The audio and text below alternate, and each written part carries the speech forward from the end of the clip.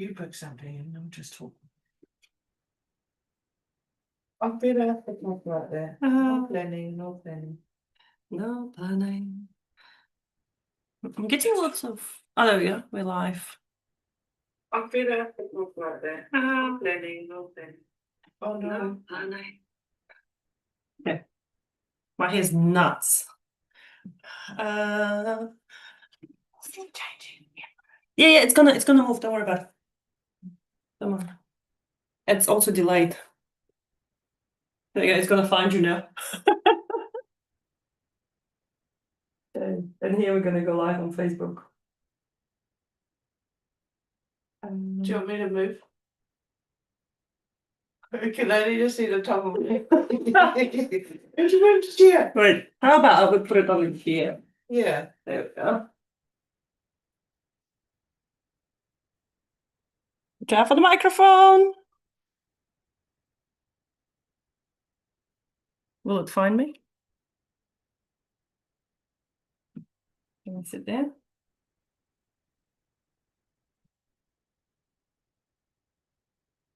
Is it good? It's delayed. It's not live, eh? It is live. Oh god. It's okay. We'll cut it later. All right, this one's live too now. So there we go. Okay, let's go. I think we should do one around older clients. We've been having a lot of older clients. And there was a really good one where one of our clients, they got approved. One bank only approved them for 7 years because that's when they reached 70. And one bank gave them 15 years. So this is where the power of advisor comes in and exploring different options, different banks that know all banks are the same. Yeah? All right, let's go. Oh, you want to press the button?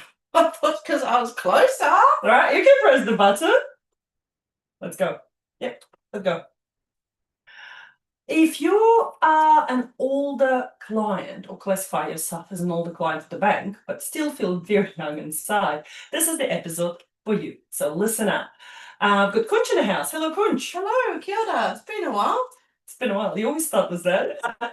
It's been. I think we've had a wee break in the podcast for me and then back again. Yes, but did you know we've actually now like in thousands of downloads. So people are listening and it blows my mind every single time. Cool, that's exciting. That's really cool. Yeah. So lately we've been having a lot of clients that are older and they're worried that they won't be able to get back on the ladder or even refinancing just to help them out with a little bit of cash flow.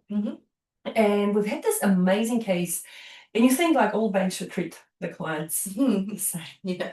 But no. So this client, let me give you a scenario. Mr. and Mrs. And they've got a mortgage at the moment with the main bank. Yeah. And they've got a personal loan for a car. So they were trying to consolidate the personal loan for a car from another provider that they were paying 15% for to bring it back under their house, secure it against the house, and see if they can push the term a little bit. If they can. They're currently sitting on 8 years left to pay for the mortgage. Now, we've approached several banks for them. One came back really fast and said, no, look, the clients are going to turn 70. We can't go beyond 70. So even with the missus being a bit younger, they still wouldn't have a bar of it. So it's got to cut off at 70. So we can only offer you 7 years. Yeah. And I'm like, but they already have it at 8 years. Yeah. Why are we shortening this? Yeah. They wouldn't listen, so we ended up not going with the bank because they only gave us approval for 7 years. Yeah. And then another bank came through and they gave us 15. 15. 15 years. Yeah. Wow. That's like double on what the other bank was offering. Yeah. Yeah. So in that other bank that gave us 15, they could see the logic behind of what we were trying to achieve. We were trying to reduce the cash flow expense for the client right now. Yes. And the client will sell the house within 3 years. Yeah. They will relocate to a completely different area to follow their children, somewhere where it's much, much cheaper. So they're not going to have a mortgage of 300K by the time they turn 70. So the first bank would not see that logic.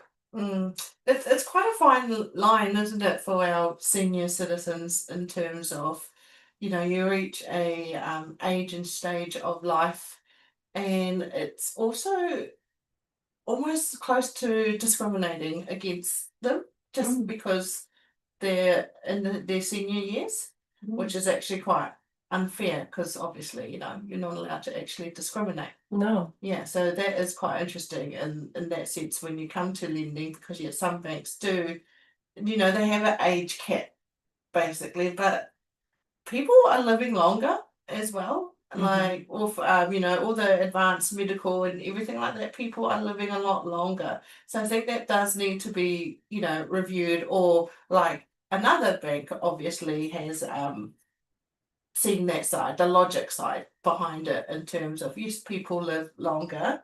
So if they can continue to work and continue to repay their debt on time and everything, what's the issue? Yeah, and they're both in the white collar industry, as we call it. They're not Yeah, not in builders. a They're not. labour intense job, right? Yeah. So like if you're sitting behind a desk all day, every day, Yeah, you'll be able to work above and beyond retirement. exactly, Yeah. exactly. So it was really interesting to see. So I don't know whether it's the bank policy or whether it's individual lenders on the other side that pick up the deal and yeah. how they feel about the deal on the Probably a day. bit of both, I think. Yeah, it'd probably be a bit of both. I mean, we're both bankers, right? We've Yeah. been there. Yeah. There are rules, but there are rules that we rules. can Yeah. There work are with. rules. Well, that's why, you know, we know the secrets behind Yeah. those rules and how Exactly. we can work around too. Like every time I tell someone that we managed to get a loan for a 70-year-old, it blows their mind. Like this lady that we've helped, she's a business owner Mm, and she was buying her first home after a 30-year break. mm, After her relationship broke down, she was rebuilding herself. And yes, it took her a little bit longer to look after her kids, look after her own personal finances, stuff like that. But now she's in a position where she can sell her business yeah. for quite good money. Mm, And that business has recurring income months to months, even if she wants to go away on holiday, mm. it still brings her money. And yeah, we got her a mortgage and she's 70 already. Yeah. So Yeah, I mean, we have actually had some quite success with helping our, you know, seniors and getting one. I just actually met someone this morning that you know, is beyond 70. So and the bank couldn't help them. So yeah, so she went in there herself yeah. directly to try and get some sort of lending to help her out. So yeah, the bank Send them. sent her away. Send it. They send it to us. Yeah. Thank you, Sent bank. her to us, and obviously we've got access to more than one lender and more than one product. You know, it's not just home loan we do other type of, you know, loans as well. So I've already concocted a little recipe and plan for her in Lovely. terms of how we're gonna get this across the line. One thing I do want to touch for those that are listening to this and going, oh, but isn't it risky? Isn't it going to put the clients in a bad position? You know, if something does happen, how are they going to pay that loan? Look, we will never put anyone in a position that they cannot afford. Absolutely not. At the end of the day, it's also our responsibility to make sure the clients can pay that mortgage. So this is where we have those honest conversations with our clients and heart to hearts and going, all right, if things do go down, how are you going to pay this? Yeah. If you can't sell your house for 6 months, what are you going to do? Mm. You know, and usually in most cases, our clients do have some reserves. They do have some, maybe term deposits, maybe kiwi savers, maybe, you know, children that might come to the rescue. So there is always some sort of plan B. Yes. We will never see anyone end on the street as a mortgagee sale. That's not the aim of this. No. And generally the limits that we would go to is pretty much what they would pay in rent or something like that. Anyway, yeah, Yeah. exactly. Yeah. Exactly. So awesome. Conch, do you have any other thoughts on this before we wrap up? No.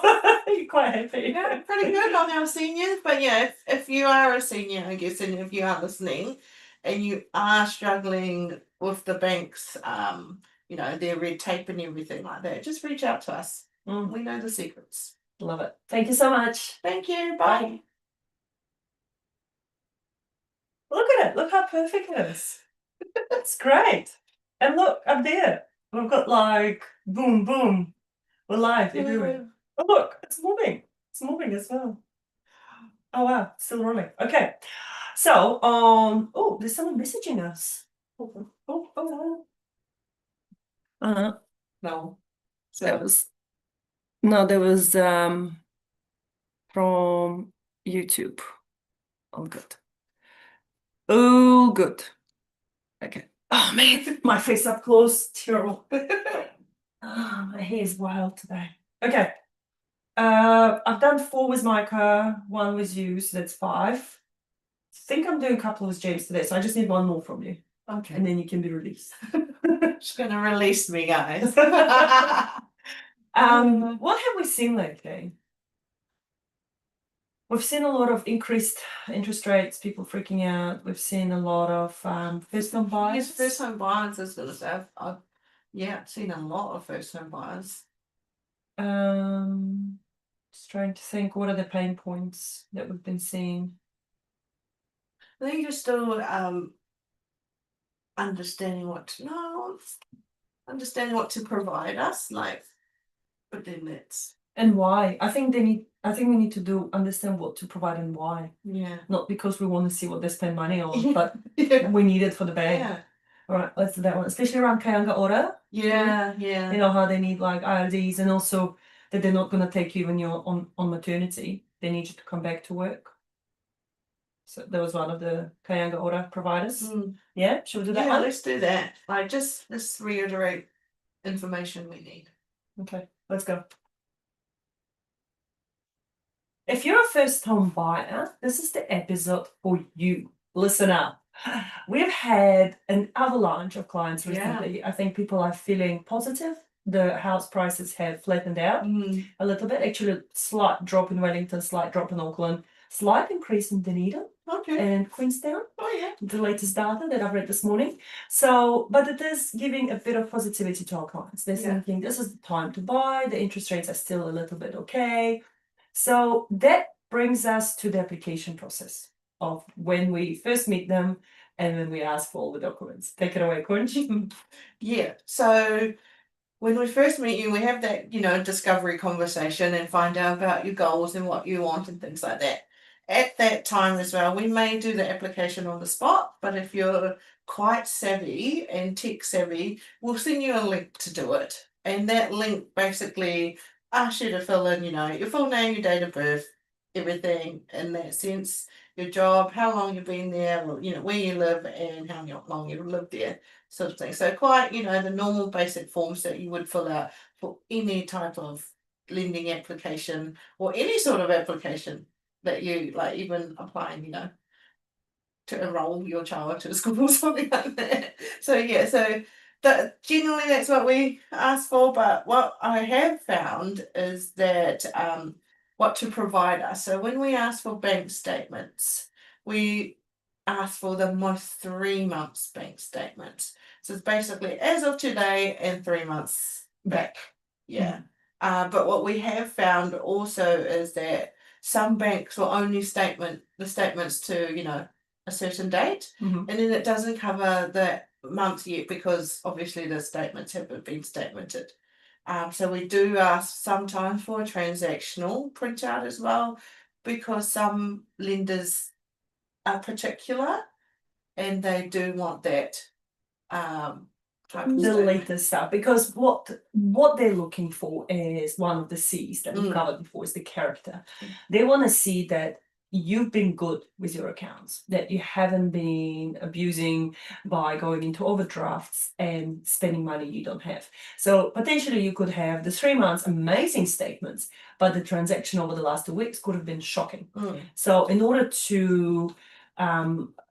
in order for the lender to tick it off, they need to see the last 3 months. So this is why we ask. We don't ask because we want to go through and have a look what you've been spending money on too much. Yeah. I mean, that's part of our job as well. We do scan through to see what you've been spending on, but we're not going to be anal about it. We're not going to ask you about the $8 per month or what you spend on. Which had a recent question from the bank when the clients were spending something $8 a month on. $8 a month, I'm like, that's like less than my coffee a day. Yeah. So sometimes we do get those questions, but again, the bank is not asking to be anal. It's just every dollar that they put into the expenses, they have to allocate it to a certain category. So if it's a category under entertainment, they just need to know where to put that $8 into. Yeah. If it's under certain bills that are ongoing, they will just put it there. Yeah. So they're not asking to be anal, and we're not asking you to be.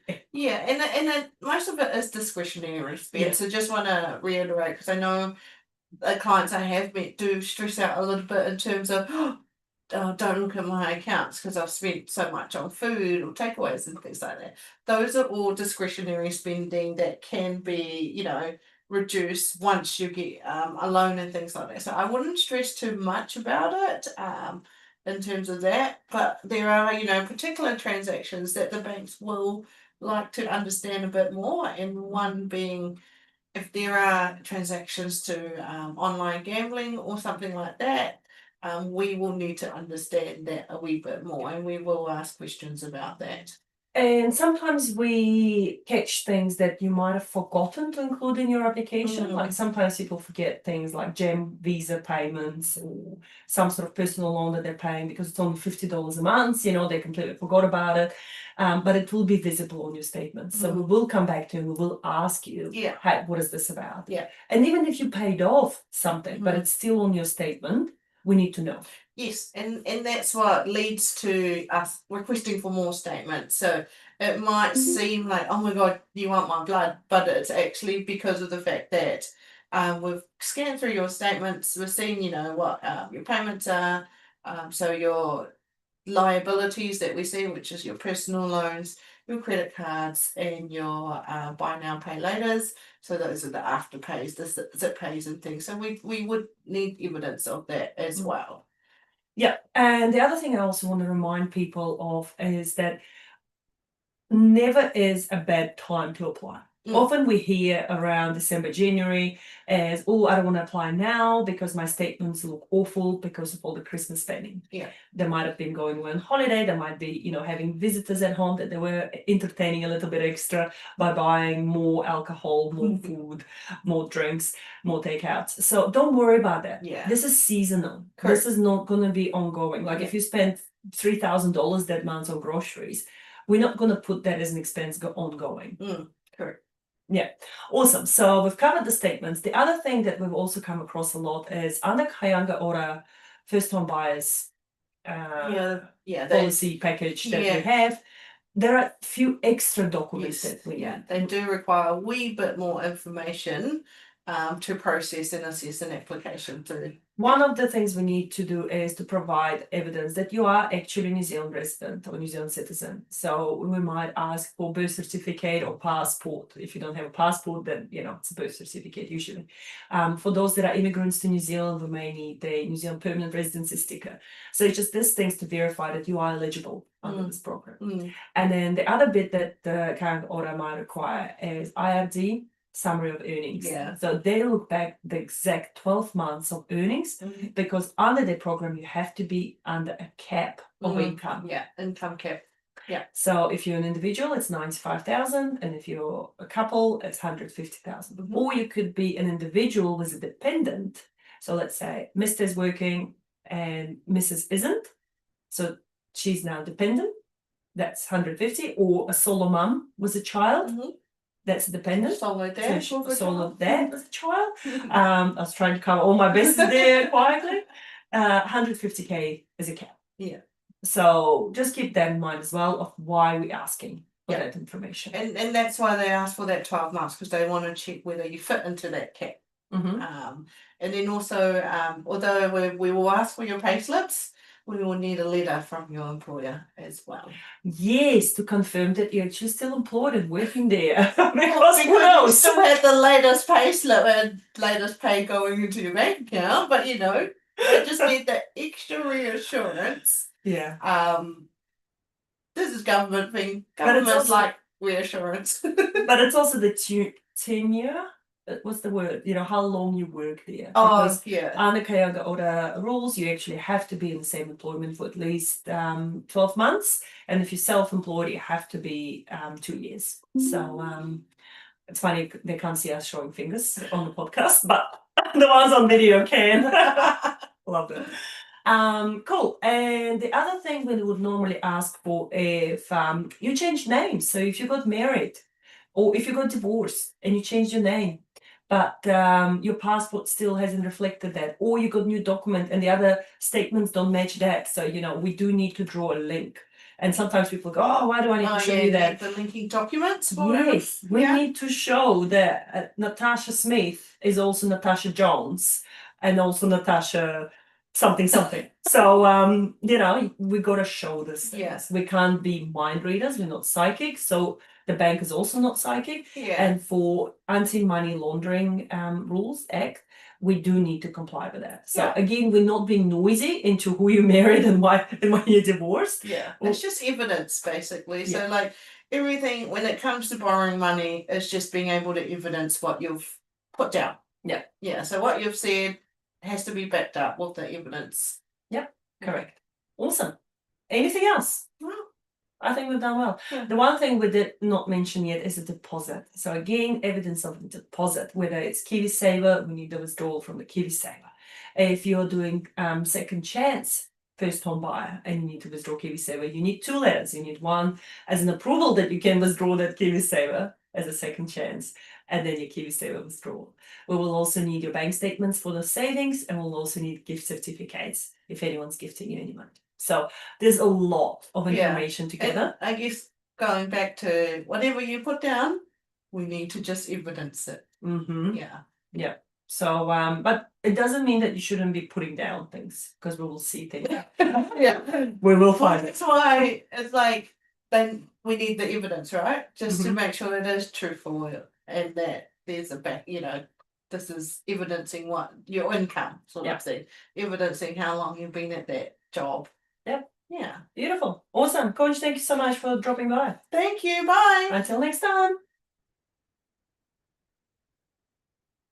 And for those that are listening on that end, thank you so much for tuning in. This was just behind the scenes for you for what happens in our podcast.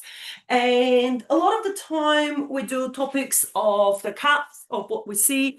And sometimes we get questions from the audience. So if there is anything that you wish for us to cover, let us know. I'm like all over the show here. So we're going to go now. Thank you guys so much for watching. Let me turn this one off now. And if you haven't